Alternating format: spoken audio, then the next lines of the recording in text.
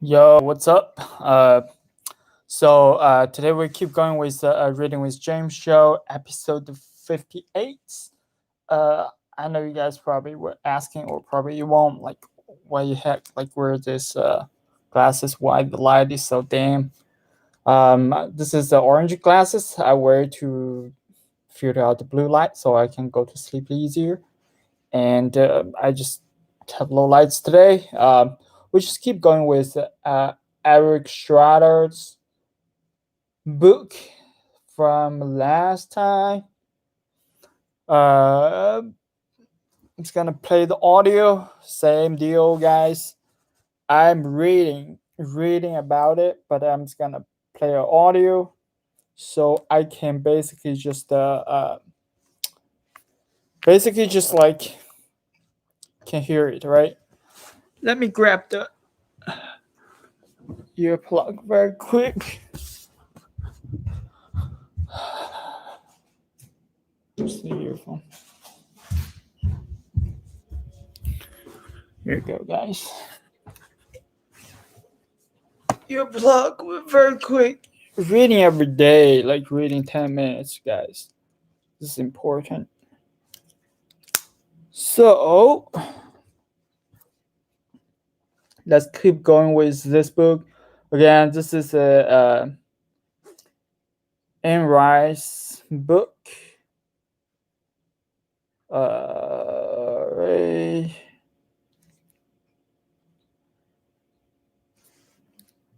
One of her famous book is Fountainhead. If you ever heard about that one, this one is pretty good too. Okay, I'm just gonna keep going. Different from. Hold on, this is a 50 cents, not 50 cents. It's a different one. All right. Seemed to me the nationalism policy aim to object give everybody a chance that he's a fair share of iron ore, with a view to the preservation of the industry as a whole. Don't you think so? I think so. Boring sign. Then he signed consciously. But I guess there are many people in Washington capable of understanding of progressive social policy. Taggart said slowly. There are, no, not many, and not easy to approach, but there are. I might speak to them. Bill picked up a swan on the one glove as he heard all his want to hear. Speaking of practice regardless of target, you may ask yourself what time transportation shortage.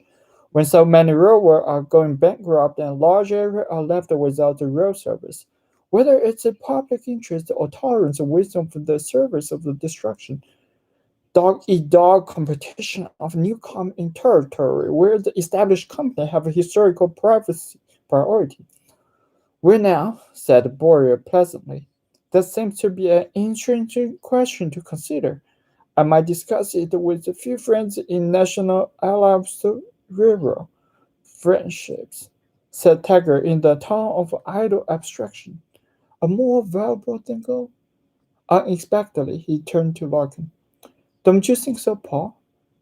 "Why, yes," said Larkin, astonished. "Yes, of course. I am counting on yours." "Huh?" "I'm counting on your many friendships." They all seemed to know why Larkin did not answer at once. His shoulders seemed to be shrinking down close to the table.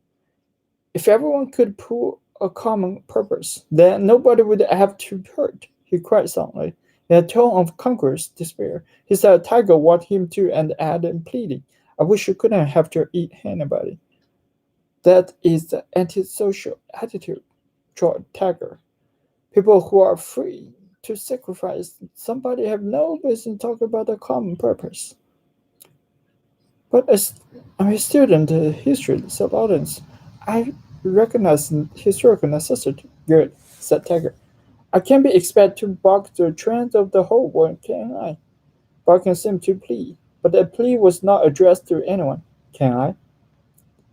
"I can't. You can, Mr. Larkin," said Western Marsh. You and I are not to blame.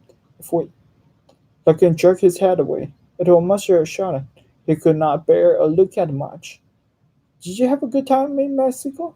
Or asked the Tiger. His father sounded loud and casual. All of them seemed to be know the purpose of the meeting was accomplished and what has come to understand. Wonderful place, Mexico. Boy answered cheerfully. Very stimulating and thought-provoking. The food ration was something awful, though. I got sick, but the working mind hard to the my country on their feet. How are the things going down there? Pretty splendidly, it seems to me. Pretty splendidly. Right at the moment, however, but then they are aiming at its future. The People's State of Mexico has a great future. They will beat us all in a few years. Did you go down there, San Sebastian months? The full figures of the four set up straight and tighter. All of them have invested heavily in the stock of San Sebastian mines. Boyer did not answer once, so his voice seemed unexpected, unnaturally loud when it burst forth.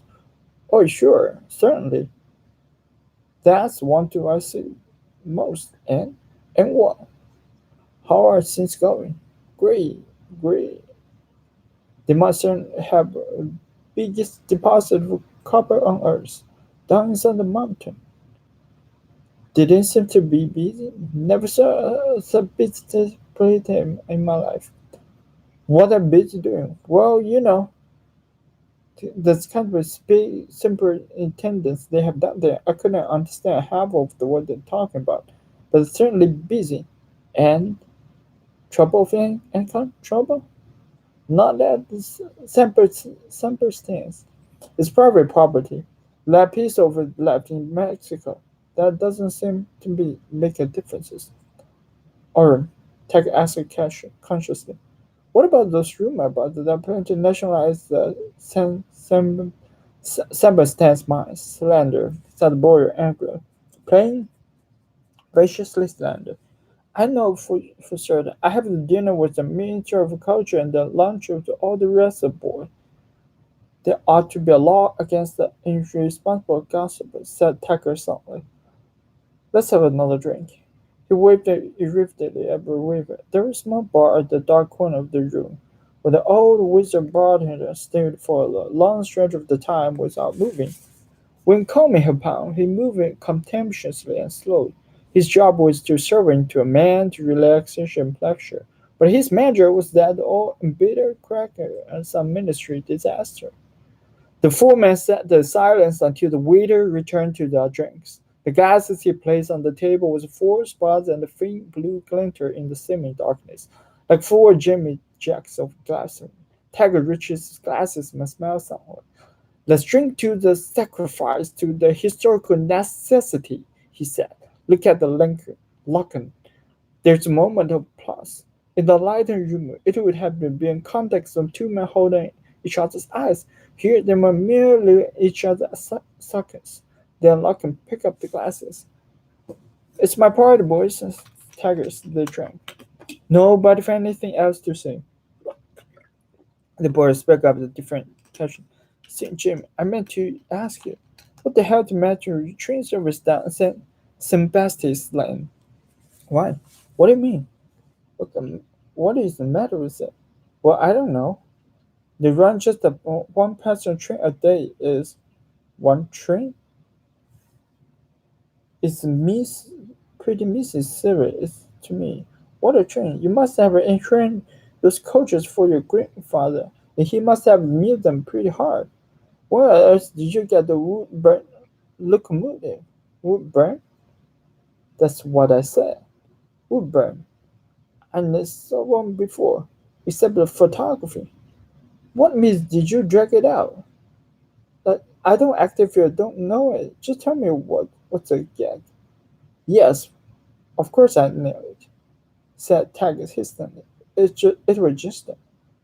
You just happen to choose one week when we have a little trouble with our motive power. A new engine are on the order, but there's a slightly delay. You know what the problem is having is the manufacture of the locomotive. It's only the temporary, of course, said Boy. Delay can be helped. The strangest string I have a raw one, though, nearly shook my guts out.